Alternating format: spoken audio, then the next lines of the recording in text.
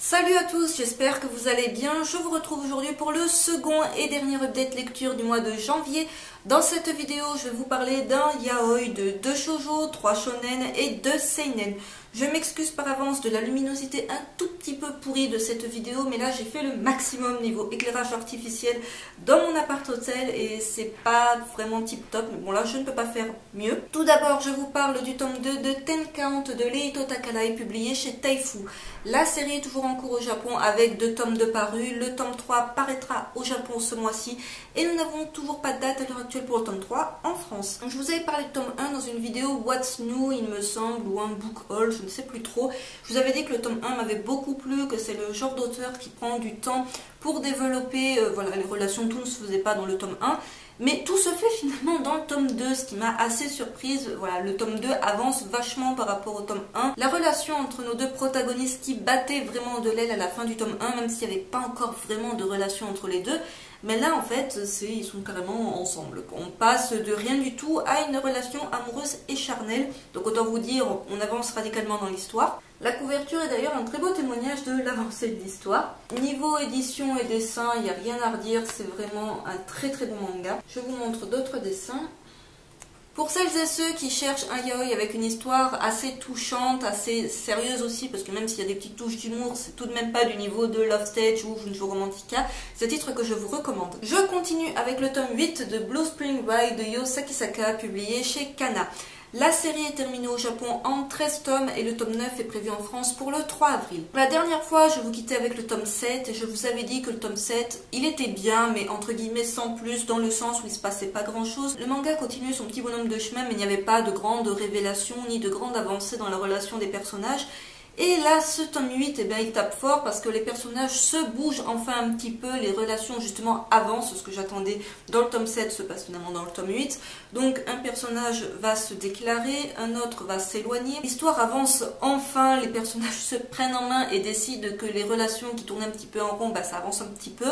On reste sur un beau suspense à la fin de ce tome. On a une histoire bonus, HS d'ailleurs, qui est vraiment très plaisante. Je trouve la 4e de couverture vraiment très très belle. Niveau dessin, j'apprécie toujours autant ce shoujo. Un tome 8 qui m'aura beaucoup plus convaincu que le tome 7 et qui me donne franchement envie de dévorer la suite. Je continue avec le tome 2 de Liselotte et la forêt des sorcières de Natsuki Takaya, c'est publié chez Delcourt.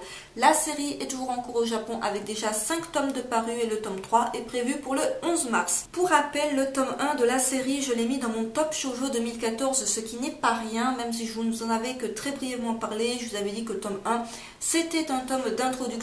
Il se passait pas grand chose, mais le tome m'avait tout de même assez plu. Et ce tome 2, ça bouge enfin. Je vous dis ça pour à peu près tous les tomes qu'il y a dans cette vidéo, je vous préviens, mais c'est vraiment des tomes qui m'ont beaucoup plu, chacun à leur manière, et vraiment l'histoire avance dans chacun d'entre eux, donc ça m'a beaucoup plu. Dans ce tome 2, l'histoire prend une tournure assez sombre, je ne pensais pas que ça tournerait d'ailleurs au vinaigre aussi vite.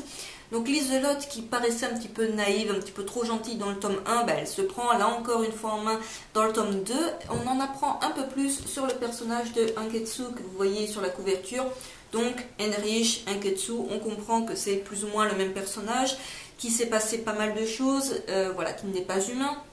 On en sait un peu plus dans ce tome 2. Ce qui est intéressant aussi, c'est qu'il y a énormément de flashbacks. On peut quasiment dire que la moitié du tome, c'est des flashbacks. Voilà, l'histoire principale est entrecoupée de flashbacks. Pour comprendre l'enfance de Liselotte, qui est très compliquée, qui est très douloureuse. Son enfance donc avec Heinrich et avec son frère. Et comprendre ce qui s'est passé et comment elle s'est retrouvée finalement à vivre toute seule, isolée dans cette forêt. On apprend d'ailleurs un petit peu plus cette fameuse forêt des sorcières, voilà, parce que c'est pas tout, c'est dans le titre, mais dans le tome 1, on voyait une sorcière très rapidement, mais sans plus. Là, on en apprend un petit peu plus sur les sorcières. Donc, je vous montre la couverture qui est vraiment magnifique. Je trouve les couvertures de cette série vraiment très belles. Niveau dessin, comme pour le tome 1, je suis très très touchée par les dessins de cet auteur.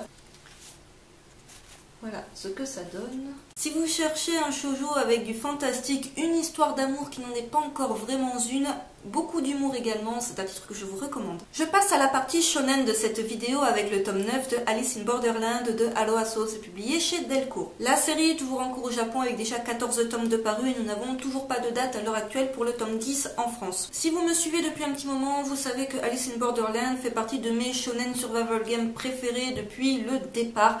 Voilà, c'est un titre qui est assez original, c'est un un survival game passionnant à suivre, très imprévisible, on s'attache au personnage, ce qui n'est vraiment pas le cas dans tous les survival games. Ce tome 9 est sur la lignée du tome 8, c'est-à-dire qu'on en apprend un peu plus sur le nouveau jeu qui est mis en place. Les règles sont un petit peu compliquées à assimiler, elles sont assez nombreuses pour ce jeu, mais c'est très passionnant à suivre. Méga bémol pour ce tome, voilà, ça c'est le tome 9, et ça c'est une histoire bonus. Ce n'est pas la première fois que ça arrive pour Alice in Borderland, qu'un tome soit carrément coupé en deux, que le tome avec l'histoire principale, ça fasse finalement que ça, et tout ça c'est une histoire bonus, donc voilà, je sais pas si vous vous rendez bien compte, mais ça c'est le tome, et ça c'est du bonus. Voilà. Je sais pas si on se rend bien compte à la caméra, mais c'est juste ultra frustrant. Je ne m'attendais pas à ce que ça coupe aussi vite. Autant vous dire, on a à peine le temps d'être plongé dans ce nouveau jeu, de capter un petit peu les règles, de voir déjà les stratégies qui se mettent en place, et fin du tome. Donc la partie bonus de ce tome n'est absolument pas décevante, comme tous les bonus que l'on voit dans Alice in Borderlands. Enfin, je dirais les histoires HS, elles sont toutes très courte mais très bien faite. Ce tome 9 est assez frustrant dans le sens qu'à la fin du tome 8, on nous laissait sur notre faim avec le retour d'un personnage qu'on ne pensait vraiment pas revoir dans l'histoire. Ce personnage est donc de retour au début du tome 9. On comprend qu'il va apporter un petit peu de piment dans le nouveau jeu et on est complètement frustré que ça s'arrête aussi vite et qu'on ait en plus pas de date pour le tome 10. Niveau dessin, j'apprécie toujours autant ce shonen. Un survival game que je vous conseille toujours autant, je trouve qu'on en parle décidément pas assez sur la toile alors que ce titre vaut franchement le détour, même si je suis un tout petit peu dégoûtée que ce tome 9 soit finalement très court. Je continue avec le tome 8 de Animal Kingdom de Makoto Reiko, publié chez Kiyun dans leur collection Kids. La série est terminée au Japon en 14 tomes et le tome 9 est prévu en France pour le 12 mars. Ce que je trouve décidément dommage avec Animal Kingdom, ce sont ses couvertures, non pas qu'elles soient moches, loin de là, mais elles sont excessivement spoilantes. Voilà, si vous suivez la série, vous comprenez avec la couverture de ce tome que Talosa a grandi et donc on va avoir une avancée dans le temps. Qu'est-ce qui va provoquer cette coupure dans le manga et qui fait qu'on va avoir une avancée dans le temps? Eh bien, ça va être la mort de l'un des personnages principaux.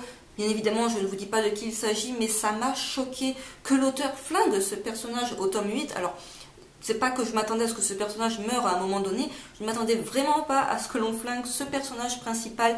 Donc c'est pas celui que vous voyez sur la couverture, vous vous en doutez, mais c'est un personnage qui est très important dans l'histoire, qu'on voyait dès le tome 1. C'est juste atroce en plus la manière dont va mourir ce personnage. Donc voilà, c'est un moment très très émouvant de ce tome. La mort de ce personnage va faire surgir le côté sombre de Talosa, voilà son côté obscur on va dire, et faire qu'il va radicalement changer. Certains personnages qui étaient devenus des amis se retrouvent à présent ennemis à partir de ce tome. Je vous montre un petit peu à quoi ressemblent ces fameuses chimères. Ça me rappelle un petit peu au niveau des chimères, si vous avez lu Fullmetal Alchemist, je pense que ça vous les rappellera un tout petit peu. Je ne vous montre bien évidemment pas quel personnage va mourir dans ce tome, parce qu'autant vous dire, ce serait le méga spoil de ce tome. Mais autant vous dire, si vous suivez la série, ça va vous surprendre. Encore une fois, ne vous arrêtez pas à la classification Kids de ce manga, car ce n'est décidément pas un titre Kids, c'est vraiment un shonen que je vous recommande chaudement. Je continue avec le tome 7 de Assassination Classroom de Yusei Matsui, publié chez Kana.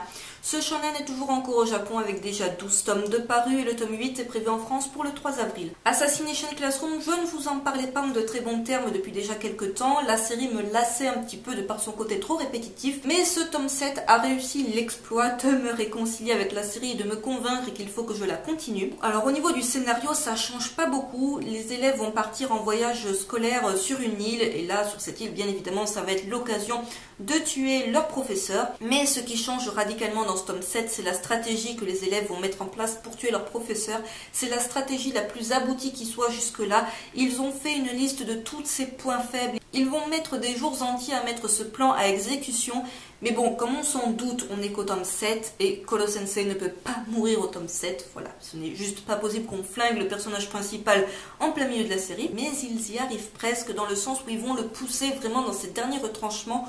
Lui-même ne s'attendait pas à ce qu'ils aillent aussi loin pour le tuer, qu'ils aient vraiment pensé à tout. Ce n'est pas un spoil de vous dire que Kolo Sensei s'en sort. Il va utiliser son pouvoir ultime apparemment pour s'en sortir, vraiment la forme qui va le rendre plus ou moins invincible. Mais le tome ne s'arrête pas là, ça part dans quelque chose d'un petit peu plus, on va dire, dark, vite fait, hein, mais dark, dans le sens où des élèves vont se retrouver en danger et Kolo pour une fois ne peut strictement rien faire et ça va être à d'autres élèves d'aider leurs camarades. Niveau dessin, je le trouve toujours aussi sympathique, le personnage de Kolo Sensei est juste hilarant. Au Autant vous dire, à la fin de ce tome, on reste sur un super suspense qui donne vraiment envie pour le coup d'acheter le tome 8, alors que jusque là j'avais pas spécialement envie de suivre la suite de la série. Ce tome 7 a été une très bonne lecture. Alors je passe à la partie seinen de cette vidéo et le tome 3 de Prison School de Akira Elamoto, publié chez Soleil dans leur collection seinen.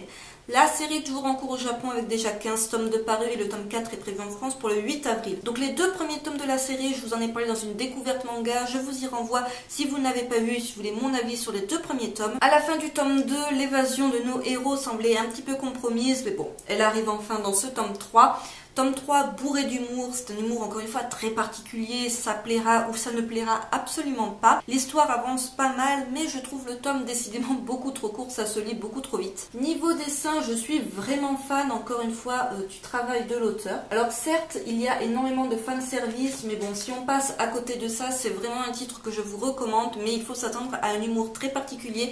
C'est surtout pour public averti, puisqu'on voit pas mal de boobs et compagnie, mais un titre que je vous recommande. Et je conclus en vous parlant du tome 3 de Moya-Simone, Il était une fois les microbes, de Masayuki Ishikawa, publié chez Glénat. La série est terminée au Japon en 13 tomes, le tome 4 est prévu en France pour le 18 mars. Je n'ai pas grand chose à vous dire à propos de ce tome 3, si ce n'est qu'il est dans la lignée des deux premiers, c'est-à-dire que le personnage de Sawaki va vivre différentes petites aventures dans lesquelles il va voir les microbes dans différentes situations, il va découvrir encore une fois de nouveaux microbes.